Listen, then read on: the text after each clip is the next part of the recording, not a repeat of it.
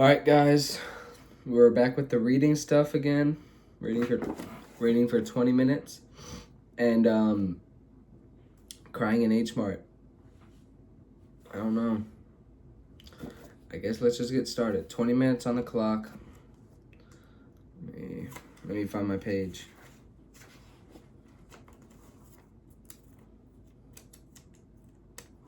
Hold up. All right, you ready? Let's get it. 20 minutes.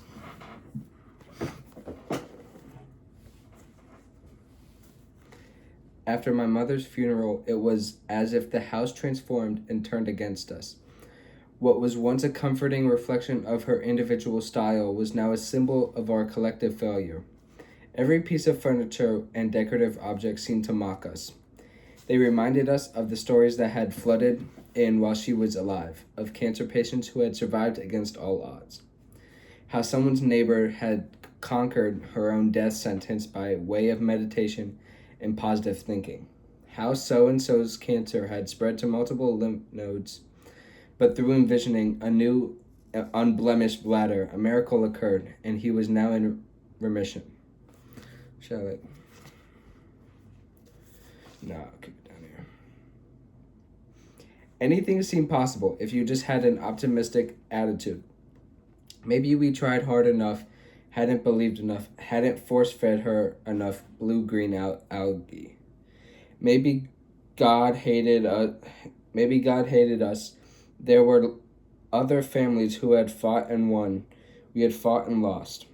And among all the natural heartbreaking emotions we had expected to feel, it also felt strangely embarrassing. I packed her clothing into garbage bags, disposed of half-used QVC creams, donated the hospice equipment and leftover protein shakes. In the kitchen, my father sat slumped over the glass tabletop with a large plastic cup of red wine and called credit card company after credit card company to cancel the cards in her wallet, repeating over and over to each customer service representative that his wife had just died and we'd no longer be needing their services. Traveling to some far-off place seemed like a good idea at the time. A mental breather from a house that felt like it was suffocating us. So one morning over breakfast, while my father drank his coffee, he searched online for potential places we could vacation. Maybe an island, he suggested, where we could relax and lie on a beach. But the idea of full days starting dumpily at gorgeous water frightened me. It felt too stagnant, too much time to get caught up in the dark thought. Europe reminded him of too much of vacations they'd taken together. Eventually, we zeroed in on Southeast Asia, a region of the world that had always captivated us. Neither of us had been to Vietnam, and it was a relatively inexpensive thanks to a strong American dollar. We figured that maybe if we were busy taking in a place neither of us had ever been, we could manage to forget, just for a moment, how much our lives had fallen apart. We booked the flights 2 weeks after the funeral. My father wisely reserved separate rooms so we could have our own personal space. We stayed in luxurious hotels with rainwater shower heads and grand breakfast buffets. Trays seemed teeming with exotic fruits and imported cheeses, made-to-order omelets, and cookie-cutter versions of local Vietnamese fare. In Hanoi, we sat in silence on a boat gliding across Ha Long Bay. We passed the beautiful limestone islands, jutting out of the water, privately weeping without a comfort word to impart to the other. We booked an overnight train north to Sapa on a service called Fancy Pan. When we wound up at the wrong station, my father ran around frantically asking the locals, "Where is Fancy Pants?" while I bought us banh mi at a cart nearby. We ate the sandwiches in our bunk beds, capping them off with 0.5 milligrams of my father's Xanax, and worked our way through a plastic bag full of glass bottles of 333 beer until we were impaired enough to sleep through the train's violent sways along the track, barely 2 feet wide. In Sapa, we rented motorcycles and rode the foggy, winding roads that overlooked the terraced rice fields that never seemed to end. But every moment of wonder was quickly followed by a halting sock to the stomach, a constant reminder of why we were there. Every time a front desk attendant asked if we would needed an extra key for his friend, my father would blush. No, this is my daughter. This is my dad, I shrieked at the Hmong guide who took us back for a handful of fried larvae at her homestay. Then where is Mommy, she asked as I crunched into a flaky bulb. She's at home, my father said, tight-lipped and teary-eyed, unsure of how to move forward. This was still when it seemed best to lie and not get into it. We were still too afraid to say it out loud. It's just a father-daughter trip, I added. Most nights after an early dinner, we'd return to our hotel rooms and I'd crumple onto the bed and sleep for 14 to 15 hours. Grief like depression made it hard to accomplish even the simplest of tasks. The country felt wasted on us. We were numb to all spectacle and feeling, quietly miserable and completely clueless as to how to help each other. By the time we arrived in Hue, we'd reached the halfway point of the 2-week trip that was beginning to feel far too ambitious, even painstakingly long. All I wanted to do was to go home. I longed to play hide in my bedroom and disassociate with the comforts of my PlayStation and its soothing farming simulation games. Not wake up at 6 a.m. to take a van tour of another pagoda and marketplace while my father battered for half an hour over the equivalent of a couple USD. We have 13 minutes.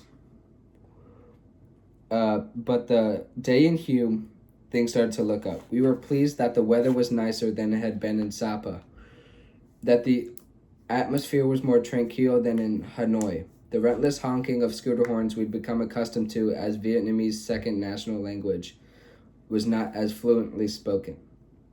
Life moved at a slower pace. We shared lunch, ban khoi kohai, a greasy, crispy yellow crepe folded over shrimp and bean sprouts, and washed it down with cold Huda beer.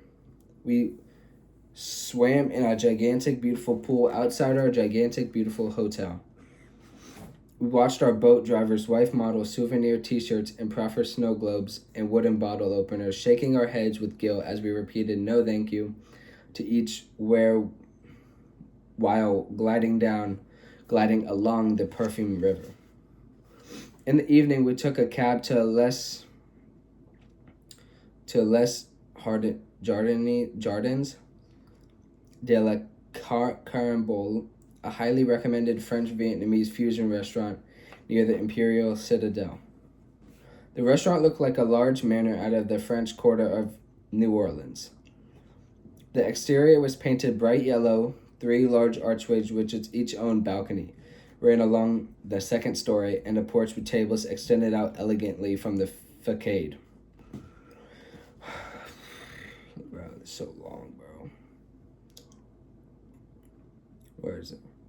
We got cocktails and decided on a bottle of Boradox to share with dinner. We ordered voraciously the pumpkin soup, the beef and banana leaf, fried spring rolls, crispy squid, a bowl of bun bo hue, and seafood mango salad recommended by the waitress.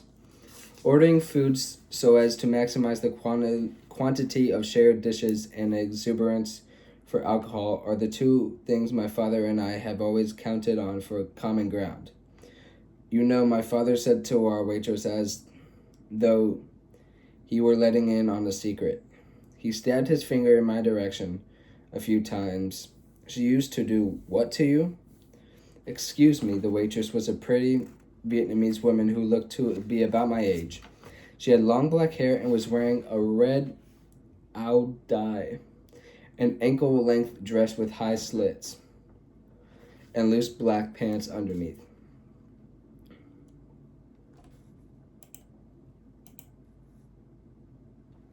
No way. I had to reset it, bro.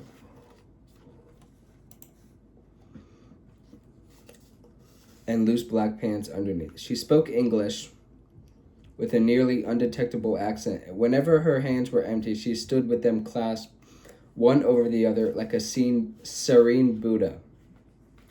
My daughter, she used to work as waitress many years, my father said. From years of communicating with my mother's family, my dad had developed this way of addressing non-English speakers that involves dropping articles and wildly gesticulating as if he were talking to a 3-year-old. And me, he pointed to myself. Long time ago, he stretched his arms wide. Busboy. Then he slammed his big hand on the table, rattling the cutlery and glasses, and let out a loud laugh. Oh, the waitress said, miraculously unrattled by an American man nearly overturning the table.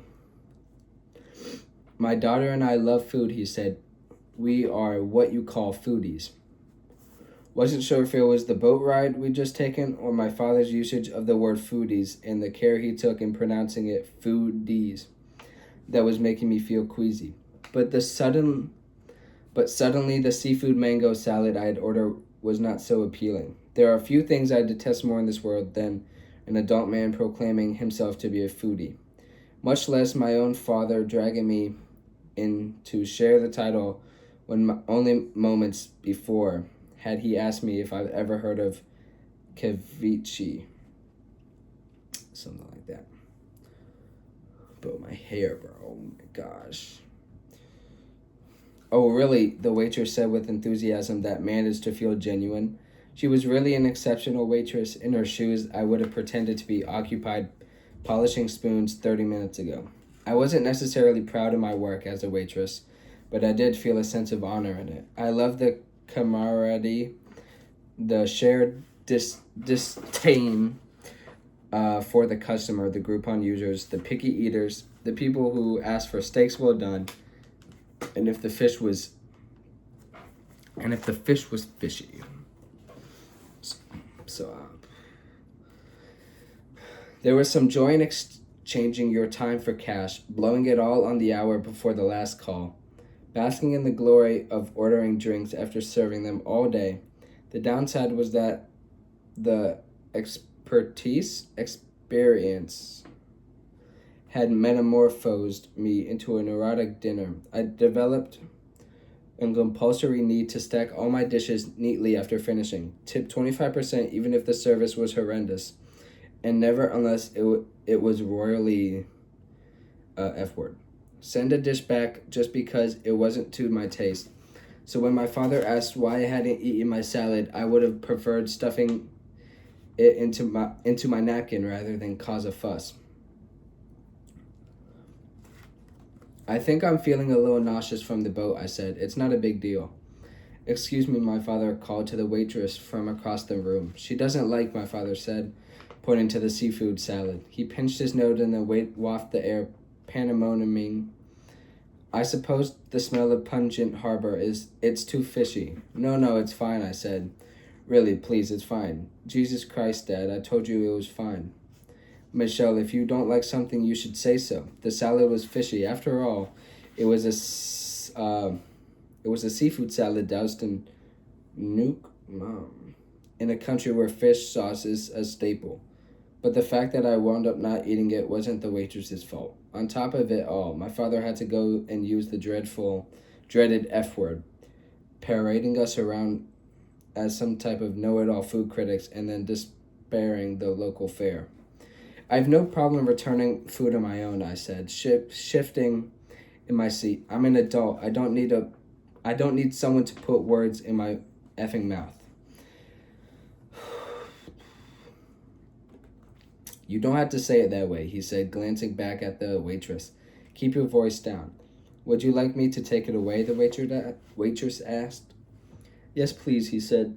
She seemingly generally unfazed, but I couldn't help but envision her having to explain to her manager that it wasn't her fault two American foodies were surprised to find their seafood salad did indeed taste like fish, as she reenacted.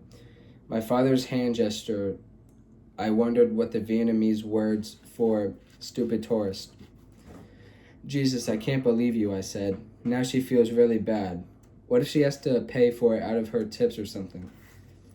I don't appreciate being scolded by my own daughter in front of strangers, he said. He spoke slowly, pacing himself as he stared at his wine glass. He was holding its stem with a fist. No one speaks to me the way you do. This whole trip you've been bartering with everyone. The taxi drivers, the guides. Now it just feels like you're trying to get food for free. It's embarrassing.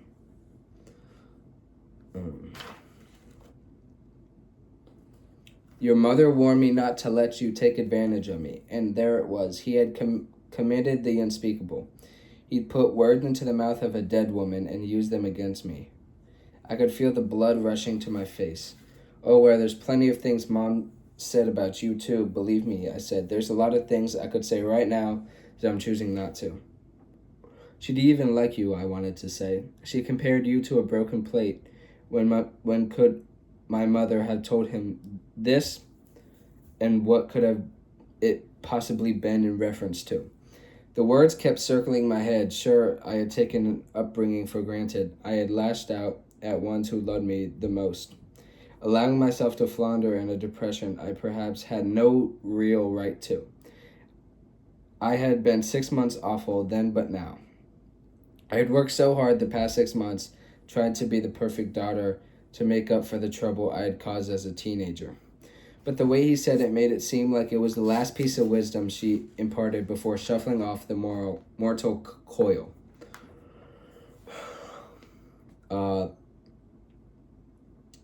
We have 3 minutes.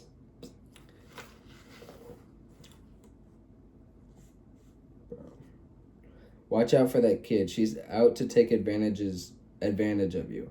Didn't she know I was the one who slept on the hospital couch for 3 weeks while Dad stayed in a bed at the apartment? She didn't know I changed the bedpan because he couldn't do it anyway without gagging. Didn't she know I was the one swallowing my feelings while he blubbered on? God, you are so difficult, he said. We'd always talked about it. How could you treat us so cruelly? I wish I had never came here, I said. And because there was nothing left to say, I pushed my chair out and took off before he could stop me.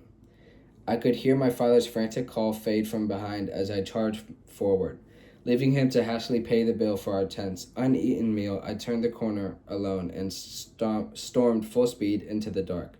Our proximity to the citadel made it easier to navigate the city. I vaguely remembered which direction we come from and was able to follow the Perfume River back to the hotel. It was a ways away, but I sure had enough currency to cover a cab ride back. I figured it was the best to walk it off anyway. I spent the time plotting a way back to Hanoi on my own. I could take a train and stay in a cheap room to avoid him for the rest of the week. Instead of flying to Ho Chi Minh City like we planned, but then I'd still have to see him on the plane ride back to America. I wondered how much an early flight back to Philadelphia could cost, how much I'd pay to never have to speak to him again. By the time I managed to find my way back to the hotel, my father was already waiting at the top of the wide staircase that led the hotel lobby.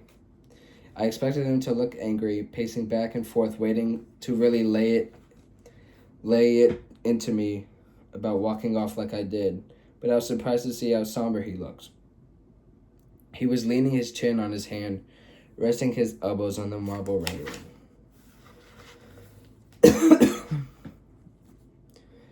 Gazing into the humid night with a look that only can belong to someone who is thinking.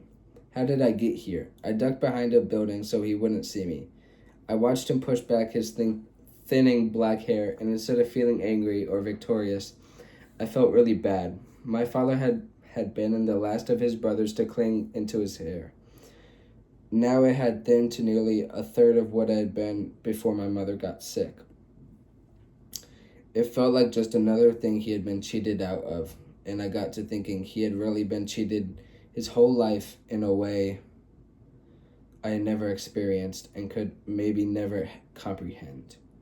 Cheated out of a childhood of a father, and now he had been cheated again. Robbed of the woman he loved, just a few years shy of it.